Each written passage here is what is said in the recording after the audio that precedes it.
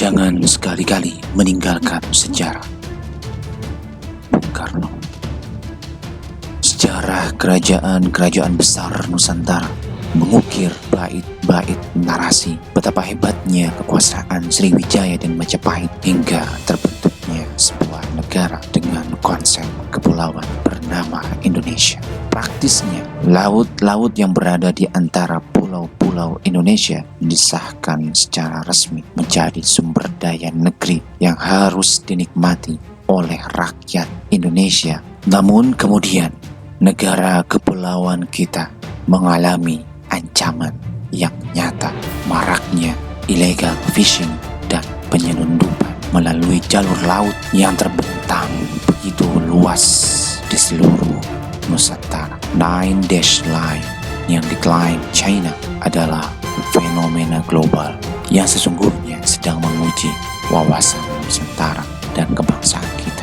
Konflik Natuna menjadi begitu seksi terkait dengan kebijakan geopolitik dan geostrategis bangsa Indonesia, sehingga keputusan politik luar negeri yang tepat dapat mengokohkan posisi Indonesia sebagai negara non-blok yang aktif dalam perdamaian dunia. Hal itu dilandasi oleh 4 konsensus dasar. Konsep wawasan kebangsaan ternyata meliputi 4 konsensus dasar berbangsa dan bernegara, yaitu Pancasila sebagai landasan filosofis bangsa Indonesia, Undang-Undang Dasar Negara Republik Indonesia tahun 1945 yang menjadi landasan konstitusional, Negara Kesatuan Republik Indonesia sebagai bentuk final dari Indonesia yang menyatukan seluruh bangsa dan komponen yang ada di dalam Bhinneka Tunggal Ika, slogan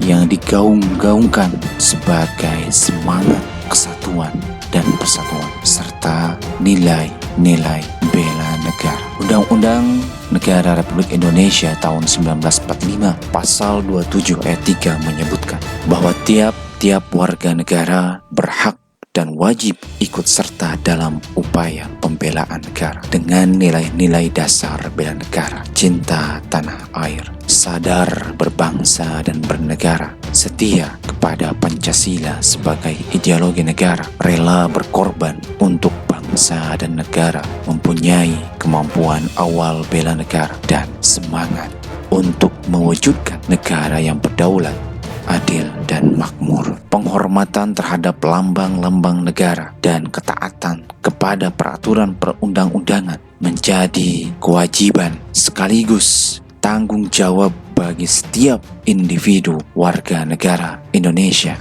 Undang-undang secara jelas telah menyebutkan bendera negara adalah sang merah putih. Bahasa persatuan yang resmi digunakan adalah bahasa Indonesia.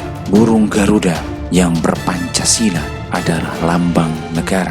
Indonesia Raya adalah lagu kebangsaan. Sehingga semuanya akan bermuara pada pembinaan nasionalisme untuk mengembangkan persamaan, mengembangkan toleransi karena merasa memiliki senasib dan sepenanggung, membina kerukunan dan menjaga persatuan dan kesatuan bangsa, kerukunan dalam berbudaya, kerukunan dalam beragama, persatuan dan kesatuan, serta nasionalisme. Lalu bagaimana dengan ASN, aparatur sipil negara, dituangkan dalam Undang-Undang Nomor 5 tahun 2014 bahwa ASN mempunyai fungsi dan tugas untuk melaksanakan kebijakan publik yang dibuat oleh PP, melaksanakan pelayanan publik yang profesional dan berkualitas, mempererat persatuan dan kesatuan negara Republik Indonesia. Bagaimana implementasi nilai-nilai bela negara bagi kami calon-calon ASN yang berintegritas, adaptif terhadap problematika masyarakat, khususnya mahasiswa, responsif terhadap kondisi yang berubah secara masif, contohnya COVID-19, respectful terhadap institusi, negara, rekan kerja, dan masyarakat, aktif melakukan tridharma perguruan tinggi, yang meaningful dan berdampak positif, menjalankan pola-pola hidup dan cara berpikir yang sehat, paham dan responsibel terhadap tugas dan tanggung jawab.